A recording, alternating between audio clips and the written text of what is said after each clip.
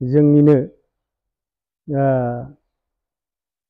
मानगोनां मुस्रि मिहिनेश्वर बसुमतारी आफाया दिनै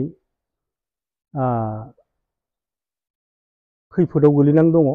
दा बे खैफोदाव गोलैनानै थानायखौनो दिनैहाय मोजांनि थाखाय बिनि जिथु रुप अर्थात आफोद खैफोदनि थाखाय बारग'नायनि थाखाय जों दिनै सिमेन्ट आन्चलिक ब्रह्म धर्म आफादा दिनै जोंनि बे सिमेन्ट दख'रा ब्रह्म धर्म बे सेबा आश्रमाव जों दिनै बिथांनि आहु आरायग्यनि थाखाय जों यज्ञ होनाय जादों आरो मा दा बेवहाय गोबाङानो जानांगौमोन, थेवब्लाबो जों जिथुनिखि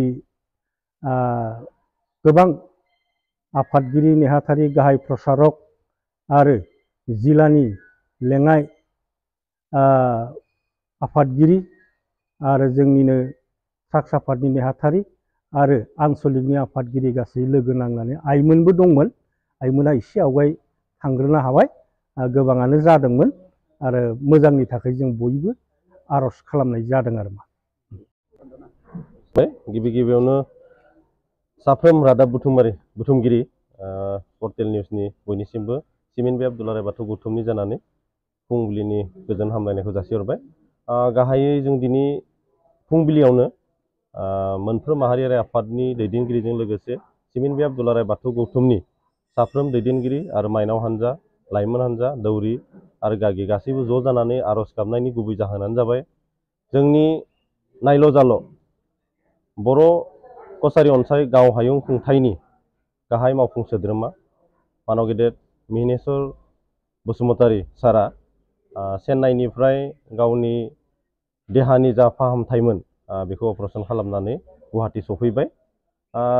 दा मिथिनो मोननायाव बिथाङा एसे फाहामथाय लानाया एसे हामनो दंबावो। दा बेखायनो जों सिमेन्ट बे आब्दुल्लाराय बाथौ गौथुमा खौसेयै आर'ज गाबनायनि गुबै जाहोना जाबाय बिथांनि बेमारा जेन थाबैनो हामनानै फैफिननानै जोंनि हायुंनि जा आद्रा थानाय हाबाफारिफोर बेखौ थाबैनो जेन मावफुंफैनो हायो।